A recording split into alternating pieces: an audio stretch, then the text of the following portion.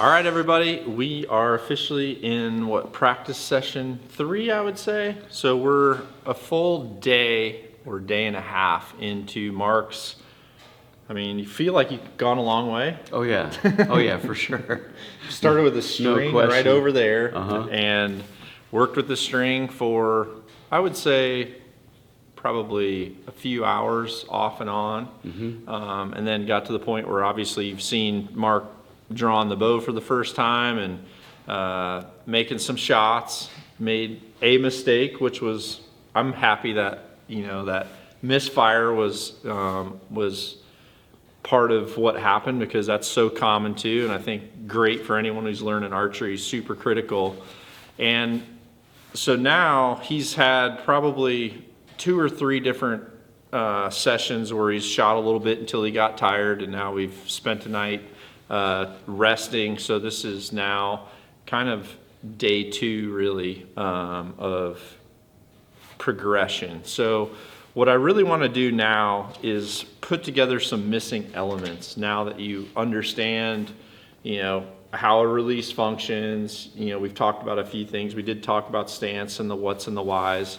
But now what I want to do is actually build the full shot routine, and we're going to add in a few elements that aren't going to be perfect today, most likely. But there's something that I'm going to start having you do all the time. And for me, what I do with students is I'll have them go into their stance, I'll trace their steps, and then I'll write this shot sequence down so that as they look down at their feet, you're able to have this list of your shot protocols that I want you to start incorporating each and every time you shoot. Okay. And it's just going to be a systematic approach to the things that you need to do. So first is going to be your stance, you know, and again, all these steps are all going to be, does it look right? Does it feel right? So looking down at my feet, they look right.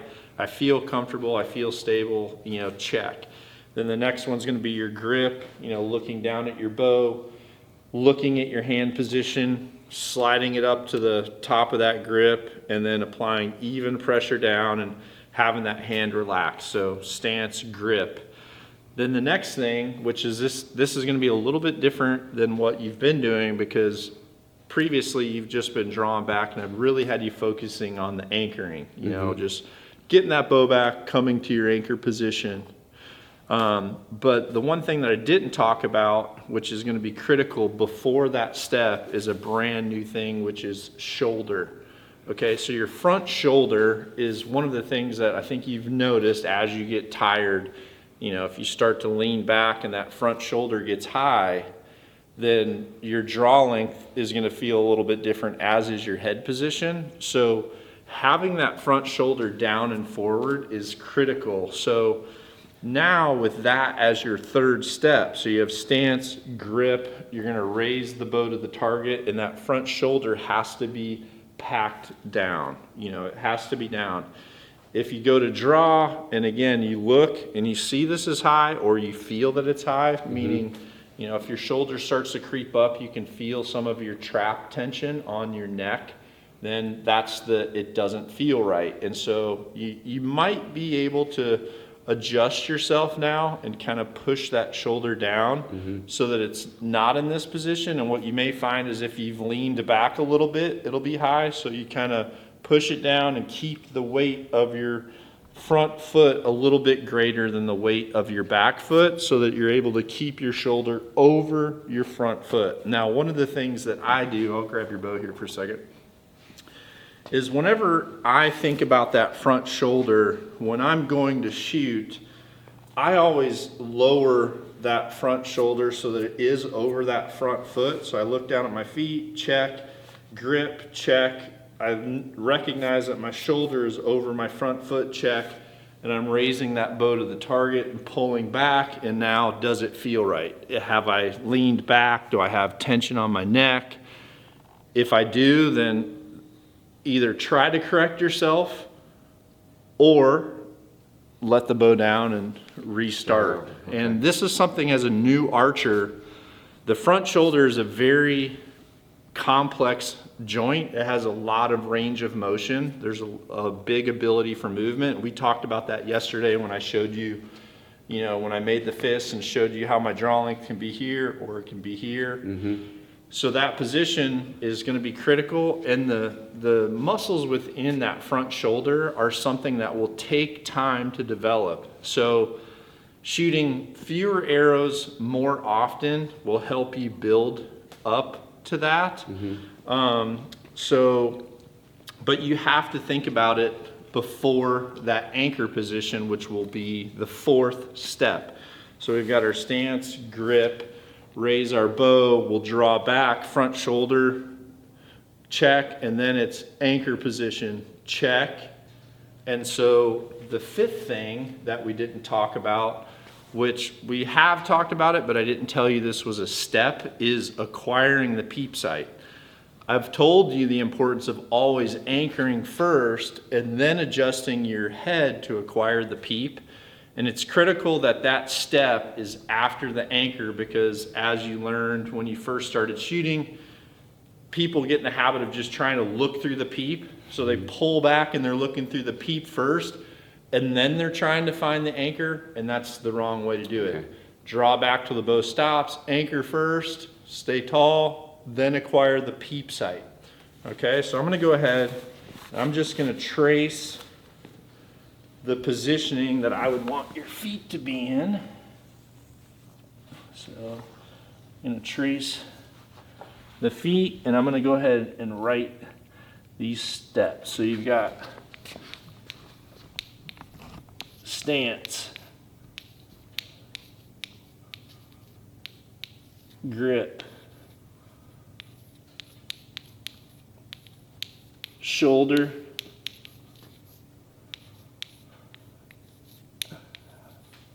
anchor,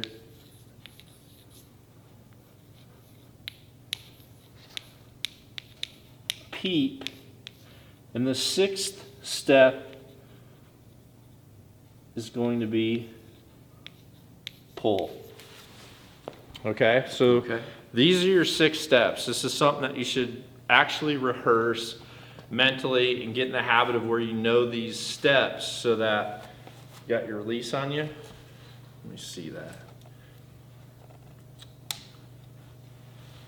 Okay, so I'll go ahead and do this with your bow. Don't judge my draw length. Mark's slightly shorter than me. So we would go look down, stance, grip, shoulder, anchor, peep, pull. Okay, so I'm looking down, stance is good. Grip, I've slid my hand to the top of the riser, leaned down on the bow, raise the bow, shoulders down, draw back. I'm going to anchor, acquire my peep sight, I'm letting off my safety, and I'm pulling through my shot. And this is something that if you do this each and every time, it's going to occupy your conscious thoughts onto a specific shot process.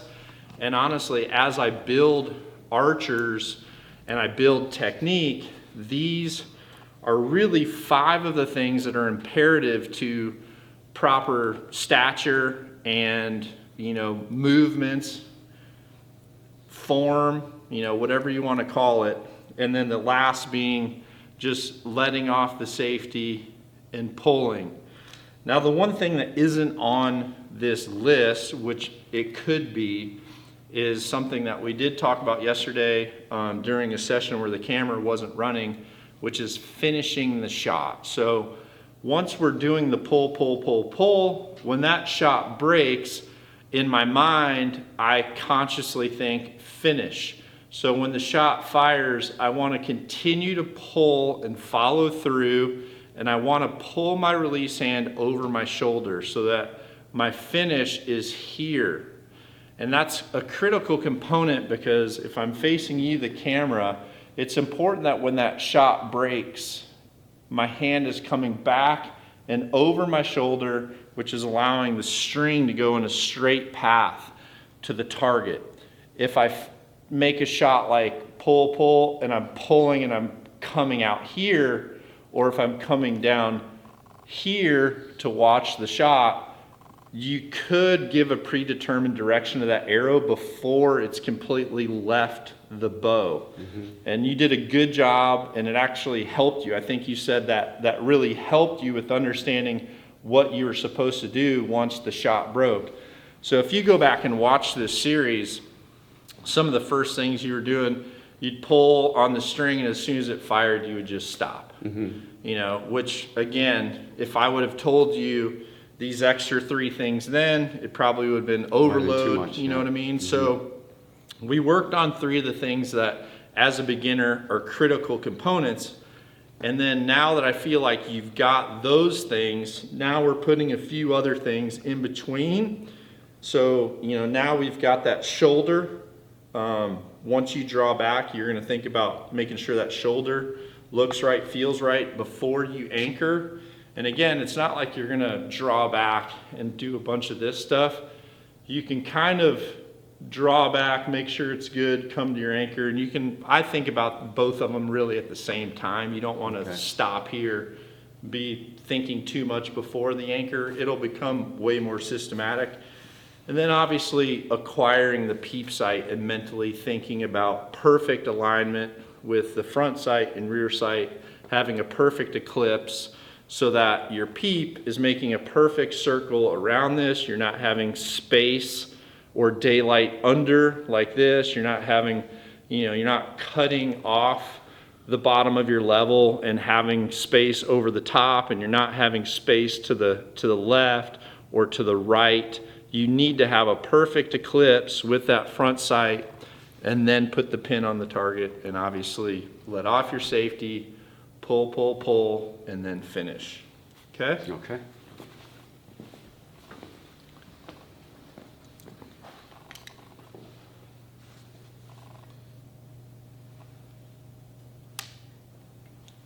For some people, an audible confirmation or a verbal confirmation out loud.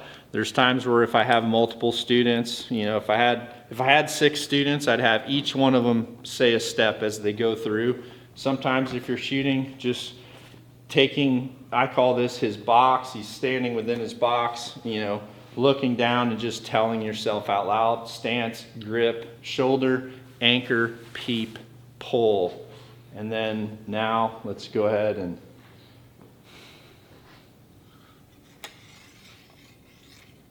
great.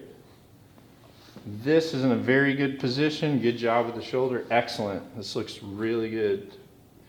Tip of the nose on the string for that peep. Good. That's all you had to do. It wasn't too much. Nice. Beautiful, man. Looks really good. Yeah. Now, when it comes to the peep acquisition, I'm a really firm believer in just, you want to feel the string touching the tip of the nose. If you don't feel that string, then your head could be back. I really want the head in a perfectly vertical position where it's simply pivoting like we talked about way back when. So right there, you did an awesome job. Your nose was barely off the string, and you didn't have to go far. You actually went a little bit too far, in my opinion. You know, you kind of put the string a little bit more on the side of the tip of the nose. If it's just right at the tip of the nose, then you're good to go. Okay. All right, stance, grip, shoulder, anchor, peep.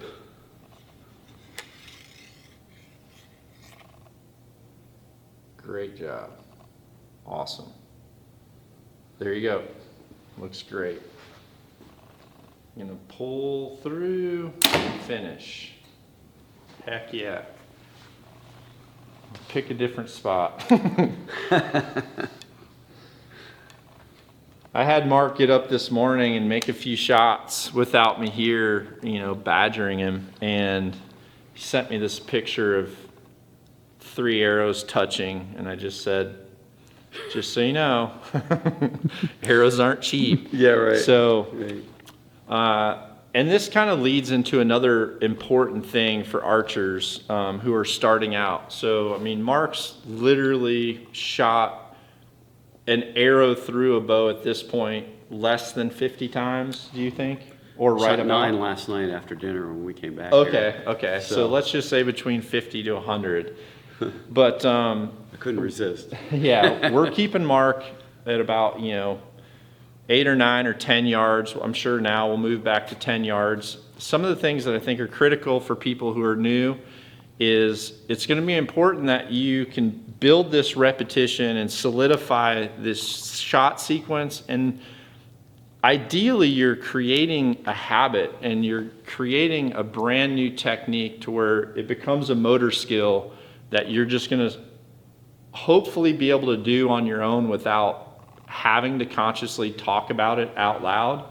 However, when it comes to like being able to perform in a situation where it might be a little bit higher stress, so like your first hunting, he's learning this so that he can become a hunter and provide for his own food, right? So there's going to be a very big next transition of learning to become a bow hunter and bow hunting and pulling back on, an animal, and there's going to be a lot of nerves there. Adrenaline. Yeah, the adrenaline's going to be pumping. So when that happens, what you need to do is think about what's written down right in front of you and just take time to just say, okay, my shot's getting ready to present itself. I think this is where my shot's going to be. And then you just have to say, stance, grip, shoulder, anchor, peep. Stance, grip, shoulder, anchor, peep. Stance, grip, anchor, shoulder, peep. Pull through the shot and finish. And that's the pull and finish is such a critical component, because what'll happen naturally, especially when you're going to shoot at an animal for the first time, is there's always those nerves there of, did I make a good shot? Or is the arrow going to be in a good place? And you can immediately have a negative effect by trying to watch that arrow go to the right place. And again, if you focus on what you're doing right here, there's no doubt the arrow is going to go where it needs to go. So it's critical that you pull and finish and just let everything happen and let that arrow land where it's going to land, because you did the right technique. Another thing I talked to Mark about last night was the importance of keeping your target close to start with, and also keeping your target bigger. I don't feel like there's a need to aim at things that are too small. One of the things that's difficult on a lot of the targets that are out there is that the aiming dots there's multiple ones, and they're a lot of times really small. And some of the targets that we make, or the target faces that we make, there's different sizes, and the one that has the biggest spot is called the Long Ranger. And that would be something for a beginner. I would recommend you just focus on that bigger spot and trusting your float and just getting repetition within that. Now, another common term or a common phrase that you hear in archery is called blank bailing. This is a training method where people just get repetitions on a target face that doesn't have any target or any type of aiming dot on it at all. It's just a blank bail, to where you can just work on your routine and solidifying your technique. And I told Mark that there's nothing wrong with him getting a target that he could put at the house and simply put inside the garage at 5 yards or whatever, and just work on this drill right here for weeks on end.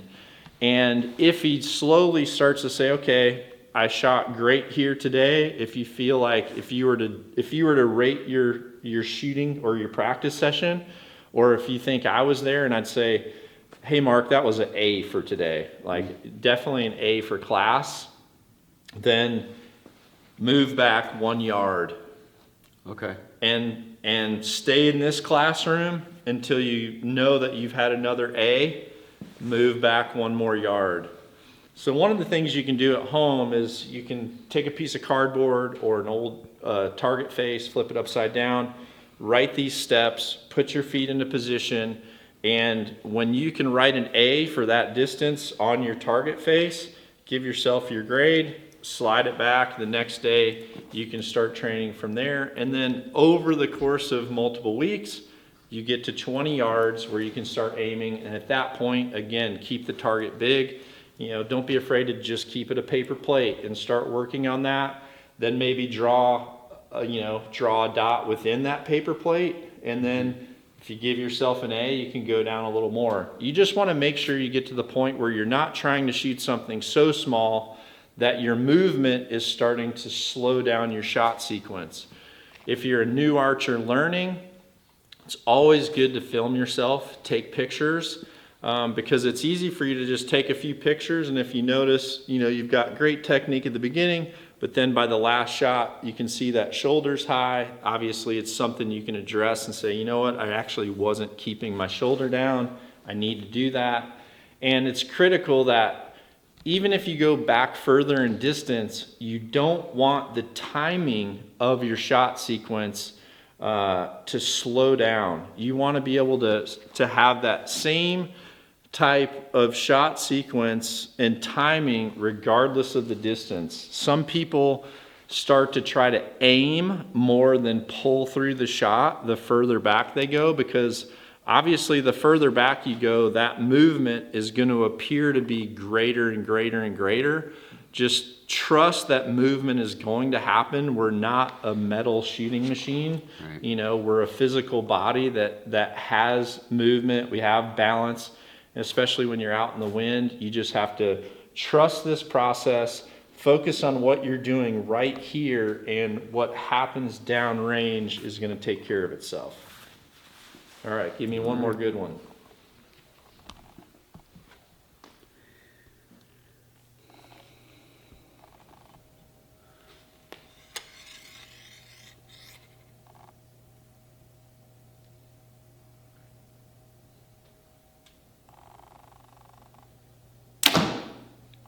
Good job. The finish was weak. Finish was weak. Yep. Get these arrows.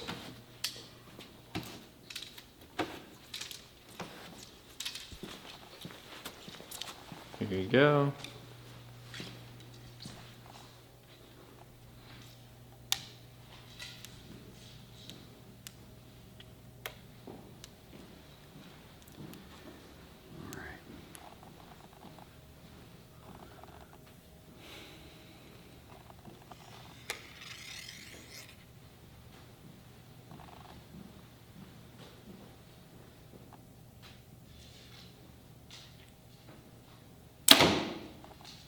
Good job. Remember, release hand over the shoulder. Even though you're supposed to finish, the release hand should come over the shoulder. Coming back like this is kind of more of an exaggeration. I'm really looking for the clearance of this coming straight back more than this just coming back. So finishing way back here, over the shoulder, stop it at the shoulder. Okay. Yep.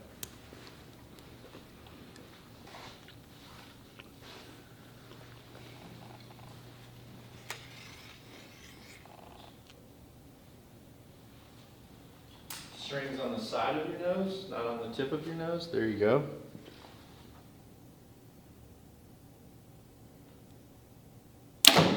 Nice. Good job. So little nuances, yeah, that is yours. Little nuances like that are going to be things that as an archer, that's, especially if you're self-teaching, this is something where videoing yourself is super critical. And a thing that you can do is you can shoot 3 arrows, and then as a way to rest and take a little bit of a break, go ahead and take your phone, watch those back. I would recommend, watching it play till right before you're making the shot, pause it and zoom in on yourself and look for it. Oh, the string's on the side of my nose, the string's off my nose. Actually, my anchor is low, and you can tell that by the placement of your arrow. So I'm gonna have you pull back one more time, Mark. And don't worry about shooting right away. I wanna point out a few things to those watching.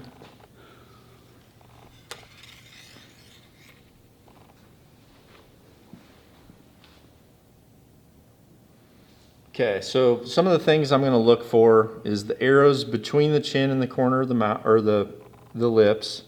Okay, if your arrow shaft's low, that's an indicator your anchor's too low. If your arrow's up in line with your lips, your anchor's too high. Obviously the string position, whether it's on the back of your nose or the side of your nose.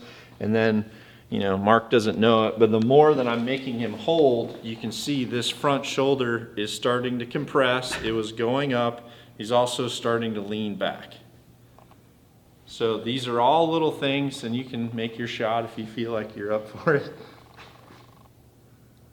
Good job, elbow to me. Keep pulling through, keep pulling through, keep pulling through.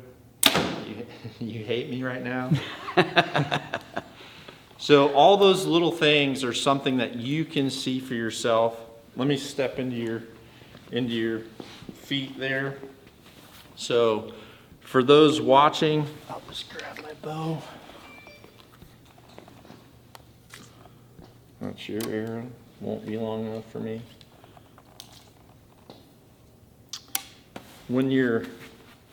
I'll use this just for ease. So as you're critiquing yourself, anchor too low, arrow's going to be on the chin. Anchor too high, arrow's going to be in line with the lips. The anchor's correct, it's going to be in the right place, tip of the nose on the string. So you should have the string should be at the corner of your mouth, tip of your nose. Obviously, shoulders compressed. You'll be able to see that on camera. If you start to lean, you might have to back up a little bit. You'll see that my front shoulder is behind my front foot.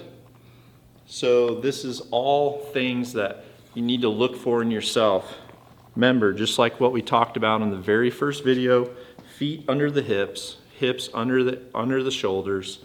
One of the things that I do, again, I like to lean forward a little bit before I draw my bow or make my shot, so that I'm almost dipping and making sure that front shoulder is over my front foot.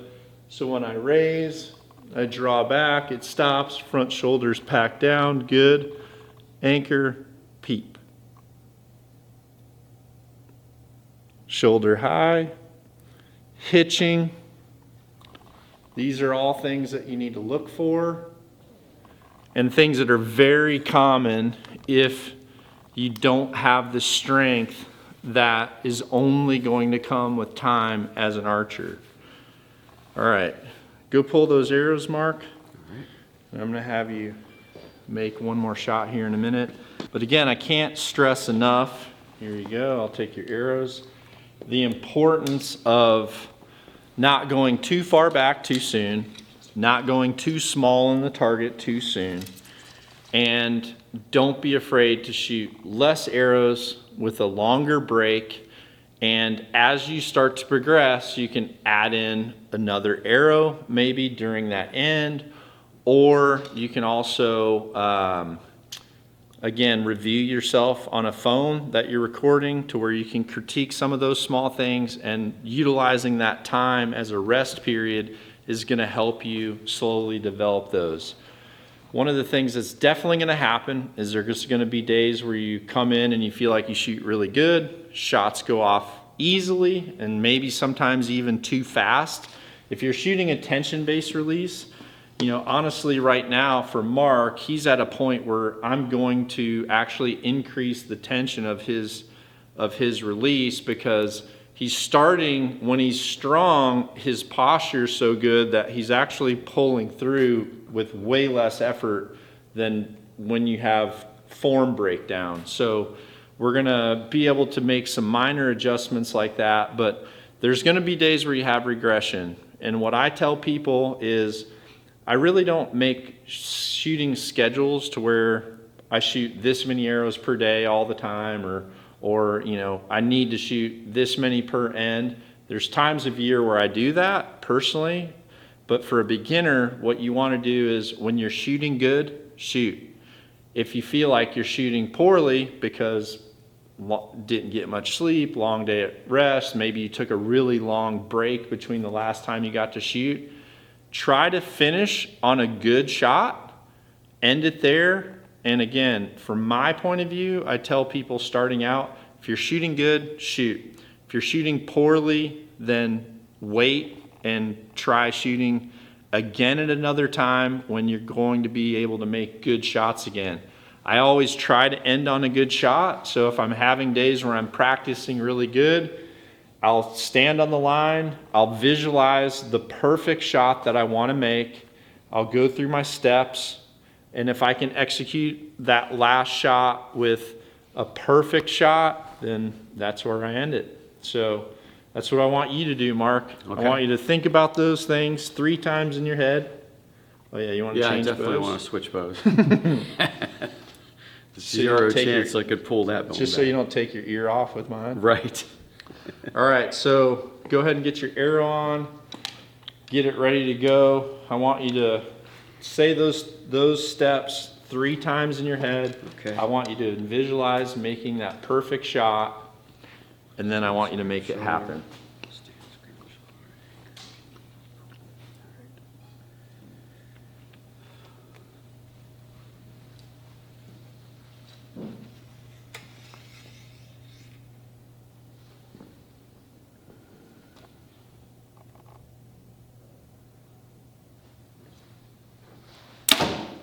And that's it. All right, buddy. That felt good. Welcome to archery. Thank you, John. I appreciate it. That was awesome. I feel so great, and what an honor to be taught by you. Thank you. All right, everybody. Good luck. Good luck.